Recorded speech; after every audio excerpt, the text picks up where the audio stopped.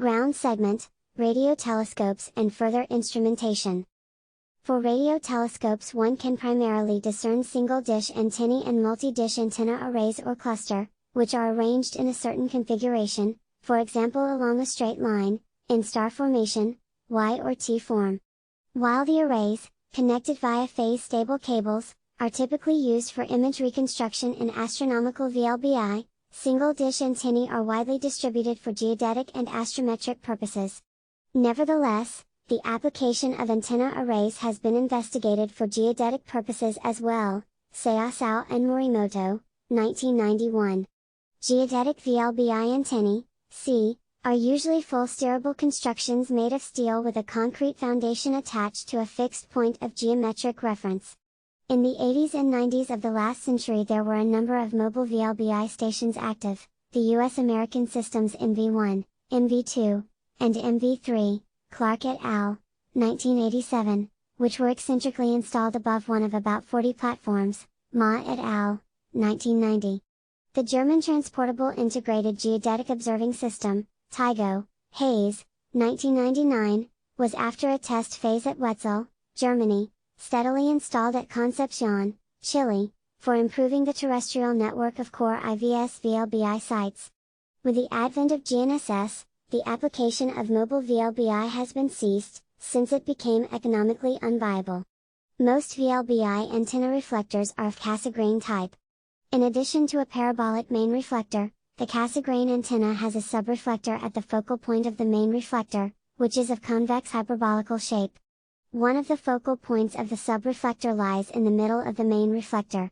After the radio signal has been focused in the opening of the main reflector, covered by a feed horn, it is not immediately received but undergoes several electronic conversions, so-called heterodyne reception. The situation of the subreflector may lead to shadowing effects of the main reflector. The inflicted signal loss, however, is negligibly small, Rogers, 1991. For gaining a sufficient signal-to-noise ratio, the antenna diameter and directivity play a significant role. Additional radio noise sources, such as atmospheric noise and the noise emitted by the temperature of the electronic components have to be suppressed. The received signal can be disturbed by transient signals, for example from radio or television broadcast, so-called radio frequency interference, RFI, in particular at S-band, which may ultimately lead to complete loss of one or more channels. Such cases have been increasingly reported depending on the environment, for example by Sargente and Petrov, 1999, at Matera, Italy. To keep the thermal noise as small as possible, parts of the electronic are cooled down to a few degrees Kelvin, for example at the radio telescope Wetzel, Germany, using liquid helium. For a low-loss focus of voltage the surface of the antenna has to be manufactured with a very high precision. The requirement for precision is about 0.05 of the wavelength, Natarp and Kielga, 1982. The RTW, Radio Telescope Wetzel, a 20 meters diameter geodetic VLBI antenna at the Geodetic Observatory Wetzel, Germany, BKG/FESC, has observed the largest number of observations within IVS campaigns. Azimuth elevation, XY, and polar or equatorial mounts can be found for geodetic VLBI systems. Most of the polar mounted antennae belong to other programs and were used for other purposes before. The Deep Space Network antenna at Hartebeestowek, South Africa, for example, was constructed by NASA for tracking deep space vessels but later equipped with geodetic receivers and a precise timing unit and thus rearranged for geodetic purposes. The geodetic schedules require relatively large rotations of the telescope, switching among widely separated radio sources covering large azimuth and elevation angle distances. Therefore, and to achieve a sufficient SNR, midsize, about 20 meters diameter, telescopes have proven to be optimal for geodetic schedules. Dishes with such dimensions of course considerably deform depending on thermal and wind-driven environmental conditions as well as due to gravitational sacking at various elevation angles. Variations of the telescope geometry may cause defocusing and thus the loss of the signal.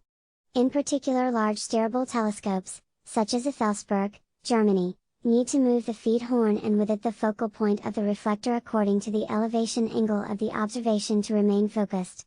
With smaller telescopes, the deformations may not lead to the total loss of signal, but the environmental effects may significantly distort the VLBI observable. There are empirical models, material constants, and antenna-dependent data available for thermal deformations, Nothnagel, 2008, so that for most of the geodetic antennae this effect can be corrected.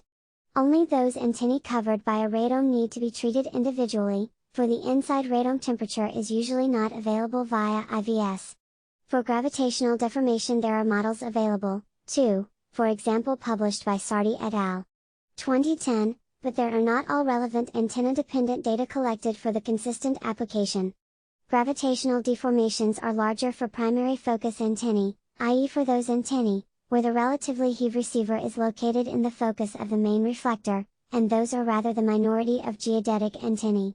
There are no models for wind-induced deformations available. In case of strong winds, the telescope usually stops observing and moves to a safety position. The VLBI reference point, where the VLBI measurements actually refer to, is usually an immaterial invariant point located at the intersection of the telescope axes. Since this point is usually not directly accessible, it needs to be eccentrically realized, for example through indirect measurements from external reference markers, Vittori et al., 2001, Dawson et al., 2007. Those eccentric reference markers allow the access and maintenance of the VLBI reference point for other space geodetic or engineer surveying techniques. The later are usually applied to determine the distance between reference points of various space geodetic techniques, called local ties. The local ties, after transformation into the Cartesian geocentric system of the space geodetic techniques, are one of the most important issues for the realization of multi-technique terrestrial reference frames, such as the current conventional International Terrestrial Reference Frame, ITRF 2008, Altamimi et al., 2011. The primary axes of the telescopes do practically not intersect. The size of the antenna axis offset can be only a few millimeters or can reach up to several meters, Nothnagel and Steinforth, 2005. For its determination, in the best case, there are measurements by precise engineer surveying methods available, otherwise it has to be estimated from VLBI observations. The antennae are driven and controlled by the field system, a Linux-based software for the movement of radio antennae, Hemich, 2000, which allows the automatic control during a VLBI experiment scheduled in advance. The cable winding needs to be considered as well, since the antenna can only limitedly turn into one direction. New approaches of automized, semi-unattended antenna control are under investigation as well, Neidhart et al., 2011. With the aforementioned antennae it is in principle possible to receive frequencies between about 0.4 and 22 GHz. For geodetic and astrometric VLBI, the application of the so-called NASA frequencies of about 8.4 GHz, X-band, and 2.3 GHz, S-band, became accepted. With a dual frequency reception, channels of a few to several hundreds of megahertz around the mid-band frequencies are band-pass filtered from the continuum noise of the radio source and then individually processed. The incoming radio signal, the so-called received frequency, is initially polarized and then amplified. Thereafter it is down-converted to an intermediate frequency of about 300 MHz at the front end of the antenna, Whitney et al., 1976. To keep the data rate small, not the complete bandwidths but several channels of a few megahertz are processed only. The individual channels are later on synthesized to a larger effective bandwidth applying bandwidth synthesis, Rogers, 1970, Hinteregger et al., 1972.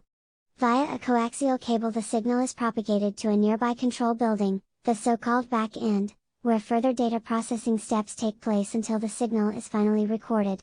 After the conversion to baseband frequency, the signal goes through a formatter, where timestamps of a local oscillator are superimposed. This video signal is then sampled and quantized, so that the digital value is represented by for example 1-bit sampling. It is also possible to digitize the signal with higher bit assignment. Until the Mark III VLBI system the gained digital signals were recorded onto magnetic tapes. Thereafter, applying Mark IV or newer VLBI systems, the data are saved on hard disks. The requirements for data recording rates were and are still very challenging. The data storage media, magnetic tapes or hard disks, are then shipped to a central processing unit, the so-called correlator, for further processing and determination of observables. Still under development is the step away from storage media towards eVLBI, i.e. real-time VLBI with data sent via broadband cables, Whitney and Ruszczyk, 2006, such as via the Internet. Unfortunately, this method of data exchange has to compete with commercial users and can thus become very expensive.